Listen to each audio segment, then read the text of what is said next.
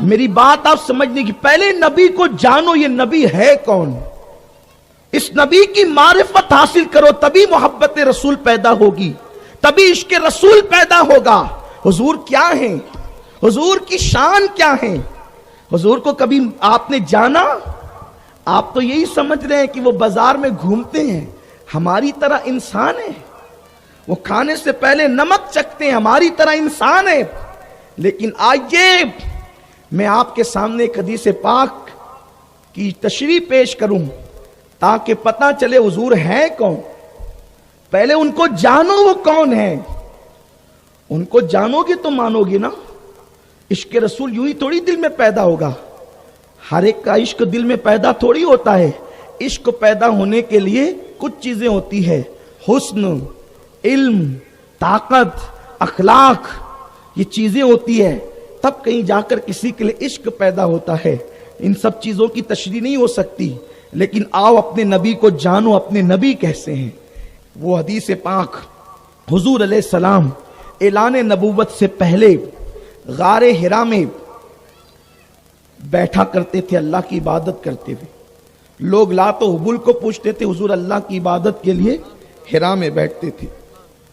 ایک دن جبریل آئے۔ یہ جبریل کون ہے؟ جبریل علیہ السلام کو جانتے ہو کون ہے؟ یہ سارے فرشتوں کا سردار ہے۔ جبریل جس کو کہتے ہیں یہ سارے فرشتوں کا سردار ہے۔ اور اس جبریل کی طاقت کتنی ہے، قوت کتنی ہے؟ جبریل جب اپنا ایک پر پھیلاتا ہے تو جبریل کا ایک پر مشرق سے لے کے مغرب تک پوری دنیا کو ڈھانپ لیتا ہے۔ اتنا بڑا جبریل کا ایک پر ہے، اور جبریل کے اس طرح 70,000 پر ہیں۔ جبریل کی پرواز کا عالم یہ ہے کہ جبریل پلک کے جھپکتے سدرہ سے زمین پہ آتے ہیں اور زمین سے سدرہ پہ جاتے ہیں۔ یہ جبریل کی طاقت ہے۔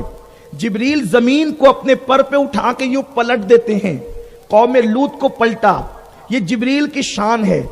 کون جبریل؟ فرشتہ، جبریل فرشتہ۔ اور جبریل کا ایک مقتدی ہے جس کا نام ہے اسرائیل، اسی کو کہتے ہیں ملک الموت۔ وہ ہر انسان کے گھر میں آتا ہے، اور جس کو دکھ جاتا ہے پھر دوبارہ انسان کسی کو نہیں دیکھتا، انسان دیکھنے سے ہمیشہ کے لیے محروم ہو جاتا ہے۔ اور اس اسرائیل کی طاقت اتنی ہے کہ وہ ایک انگلی رکھتا ہے تو انسان مر جاتا ہے۔ کون؟ اسرائیل۔ اسرائیل کون؟ جبریل کا مقتدی۔ مقتدی کی یہ طاقت، تو جو مقتدا سید الملائکہ ہو، اس جبریل کی طاقت کا عالم کیا ہوگا؟ اب جبریل پہلی مرتبہ اپنی اصل شکل میں حرا کی وادی میں، حرا کے غار میں قدم رکھتا ہے، اور حضور علیہ السلام پر پہلی آیت لے کر آتا ہے اور کہتا ہے اقرا، پڑھیے۔ کس سے کہہ رہا ہے؟ جبریل میرے اور آپ کے نبی سے، معلم کائنات سے، معلم انسانیت سے، حضور سید عالم سے، اقرا، پڑھیے۔ سرکار نے جواب دیا، یہ بخاری شریف کی حدیث ہے، ما انا بقاری، میں نہیں پڑھتا۔ کیا کہا؟ ما انا بقاری، میں نہیں پڑھتا۔ لوگ کہتے ہیں حضور نے کہا مجھے پڑھنا نہیں آتا۔ خدا کی عزت کی قسم، اس کا یہ ترجمہ کبھی نہیں ہو سکتا۔ ما انا بقاری، میں نہیں پڑھتا۔ پھر جبریل نے دوسری بار کہا اقرا، پڑھیے۔ آپ نے فرمایا ما انا بقاری، میں نہیں پڑھتا۔ پھر جبریل نے تیسری بار کہا اقرا، پڑھیے۔ آقا نے فرمایا ما انا بقاری، میں نہیں پڑھتا۔ اب حدیث کے الفاظ اتنے ہیں کہ جبریل نے حضور علیہ السلام کی بغل میں اپنے ہاتھ ڈالے۔ اب آقا علیہ السلام نے جب ہاتھ ڈالے تو حضور کے ہاتھ ہو گئے باہر، حضور کے ہاتھ ہو گئے پیچھے، اور جبریل نے حضور کو بھینچا، یعنی دبایا۔ جبریل نے حضور کو دبایا، اور جب جبریل نے دبایا تو پھر جبریل پیچھے ہٹ گئے۔ کون؟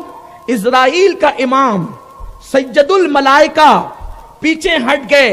پھر دوسری بار دبایا، پھر پیچھے ہٹ گئے۔ پھر تیسری بار دبایا، پھر پیچھے ہٹ گئے، اور پھر کا اقرا بسم ربک الذی خلق، پڑھیے اپنے رب کے نام سے حضور نے پڑھا۔ اب حضور کو جانیے حضور کیا ہیں۔ جس نبی کا میلاد منایا، جس کے عشق و محبت کی بات کرنے بیٹھے، پہلے ان کو جانیے وہ ہیں کون، ان کی شان کیا ہے۔ سب سے بڑا فرشتہ، فرشتوں کا سردار حضور کی بارگاہ میں آ کر حضور کو دباتا ہے تو لوگ کیا کہتے ہیں، دیکھو جبریل نے حضور کو دبایا بھیجا، تو دبانے کے بعد حضور کو پڑھنا آ گیا اور حضور علیہ السلام تھک گئے، تھر تھر کانپنے لگے۔ ہم کہتے ہیں یہ قصہ نہ بناؤ، یہ جھوٹ ہے۔ حضرت علامہ مفتی محدث علی سہارنپوری رحمت اللہ تعالی علیہ اپنی شرح میں بخاری شریف کی حدیث کی تشریح کرتے ہوئے فرماتے ہیں کہ جبریل نے جب حضور کو دبایا تو دبانے کے بعد حضور علیہ السلام کو دباتے ہوئے جبریل پسینے پسینے ہو گئے اور جبریل تھک گئے، حضور کو دبانے کے بعد وہ دبا نہیں سکے۔ اچھا، حضور علیہ السلام کو کہ بغل میں انہوں نے ہاتھ ڈالی تھی، اگر حضور کے ہاتھوں سمیت دباتے تو ہاتھوں کی طاقت سے دبانے والا پہلے ہی جو ہے وہ معذور ہو جاتا ہے، لیکن جبریل جانتے ہیں یہ اور ہے میں اور ہوں، اس لیے ہاتھ باہر کر کے کسی کو دبانا آسان ہوتا ہے۔ اب اگر کوئی یہ کہتا ہے کہ حضور کو دبایا تو حضور تھک گئے، ارے جو پہلے دبانے میں تھک گیا تو پھر دوسری بار دبانے کی نوبت کیوں آئی، اور دوسری میں تھک گیا تو تیسری بار دبانے کی نوبت کیوں آئی؟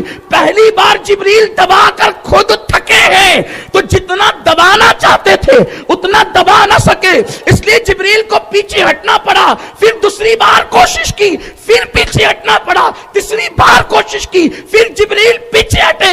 پتا چلا جہاں جبریل کی ہمت جواب دیتی ہے وہ مصطفیٰ جان رحمت کی طاقت ہے۔ سبحان اللہ، سبحان اللہ، سبحان اللہ، نعرہ تکبیر، نعرہ رسالت، نعرہ رسالت، عظمت مصطفیٰ، سبحان اللہ، سبحان اللہ۔ ایسا اپنا نبی ہے تو بات کیا ہوتی ہے، جب آدمی عاجز آ جاتا ہے نا، جب آدمی عاجز ہے، میں کہتا ہوں حافظ صاحب اٹھو یہاں سے، یہاں بیٹھو، بولے نہیں میں نہیں بیٹھتا، حافظ صاحب یہاں سے اٹھو یہاں بیٹھو، نہیں میں نہیں آتا، اللہ کا واسطہ حافظ صاحب ادھر آ جاؤ، یہ کیا ہے نا اللہ کا واسطہ، یہ عاجزی ہے، میرے کہنے پہ نہیں آتا، اللہ کا واسطہ دے رہا ہوں، اب تو آ جا قربان۔